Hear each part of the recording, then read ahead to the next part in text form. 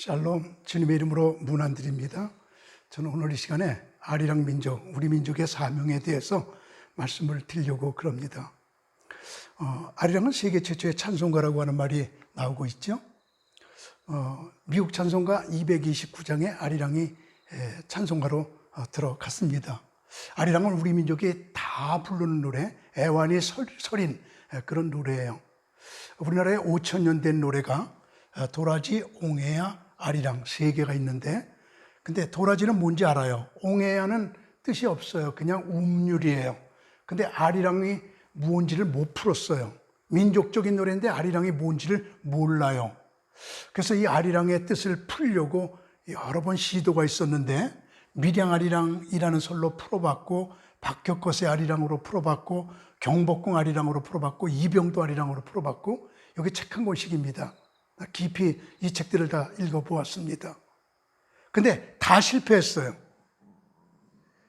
어디서 풀지를 못하느냐 하면, 나를 버리고 가시는 님은, 여기서 못 풀어요. 나를 버리고 간 것은 부정적인 사람인데 님이라고 높이거든요. 이걸 못 풀어요. 이유가 뭔지를 몰라요. 그래서 한번 성경적으로 한번 이렇게 푸는 사람들이 있는데, 저는 이 이론을 너무 좋아합니다. 인정되지 않은 이론을 여러분에게 말씀드리고 있는 겁니다. 그러나 우리 그리스도인들은 그걸 믿어야 될 것 같아요. 아담서부터 인구가 번성시키기 시작해서 노아의 때까지 와서 홍수로 다 죽었죠. 셈, 함, 야벳 셋 남았죠. 그때 야벳은 유럽과 미국이고 함은 아프리카로 갔고 아시아는 전부 다 셈이란 말이에요. 근데 셈이 아르박삿을 낳고 셀라를 낳고 에벨을 낳고, 에벨이 벨렉과 욕단 두 아들을 낳아요. 그럼 형 벨렉은 루를 낳고 수룩을 낳고 나우를 낳고 데르를 낳고 아브람을 낳고, 아브람이 이스라엘을 세우지요. 창세기 10장입니다. 근데 욕단은 메사로부터 스발로 가는 길에 동쪽 산이었더라. 욕단 벨렉의 동생은, 나는 형하고 살지 않을래, 나는 메사를 거쳐 스발을 거쳐 동쪽으로 갈래, 그리고 갔다 그러고 창세기 10장 3절에서 그렇게 하고 끝나는데, 메사가 어디냐 스발이 어디냐 이게 몰랐더랬거든요. 근데 이게 풀렸습니다. 여기서부터 메사를 거쳐 스발을 거쳐 동쪽 산으로 갔더라. 이게 한국이거든요. 메사가 중국이고 스발이 시베리아라고 풀려지고 있습니다. 그게 한국입니다. 욕단이 계속 동쪽으로 이동해서 그때에 불렀던 노래가 아리랑이라고 풀고 있거든요. 그래서 이스라엘은 한국의 형이다, 한국은 이스라엘의 동생이다, 이런 얘기가 나옵니다. 한국은 동양의 유대인이다. Korea is the Jewish of Oriental, 이런 말을 하거든요. 그래서 아리랑의 근원은 사실은 알이랑이라는 거예요. 알은 하나님이거든요. 알라, 하나님이야. 그리고 알라, 하나님. 그러니까 이랑은 접속사예요. 그래가지고 언어학적으로 접속사는 6,000년 변함이 없대요. 그래서 알이랑은 알이랑, 하나님과 함께. 그래서 메사를 거쳐 스바를 거쳐 동쪽으로 오면서 하나님과 함께 가자, 우리를 버리고 가면 안 된다, 발병난다, 같이 가자. 그때 불렀던 노래가 아리랑이라고 이렇게 풀리고 있습니다. 물론 이거 인정되지 않았습니다. 우리 그리스도인들이 풀고 있는 말입니다. 그러나 나는 이게 맞는 것 같다, 이 말이야.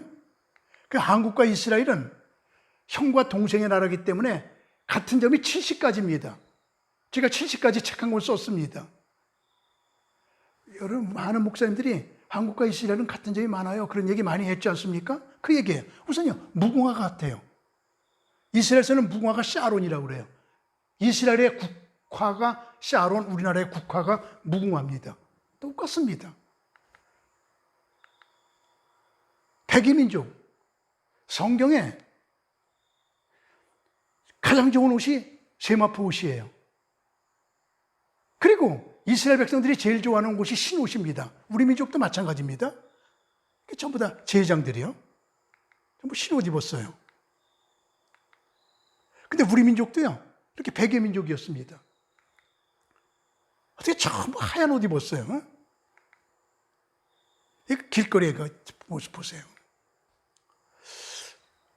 하나님의 의도는 왜 형은 이스라엘에, 동생은 한국에, 동쪽 끝, 서쪽 끝으로 분리시켜 놓았을까? 오른손이 있고 왼손이 있고, 오른발이 있고 왼발이 있고, 오른눈이 있고 왼눈이 있고, 오른귀가 있고 왼귀가, 이런 것처럼 하나님은 서쪽에 이스라엘에, 동쪽에 한국을 두셨는데, 지금까지 하나님께서는 형을, 유대인을 사용하셨어요. 그래서 세계의 모든 역사는 다 이스라엘이 지금 끌어갔잖아요. 이스라엘은 역사의 조연이 아니라 주연이에요.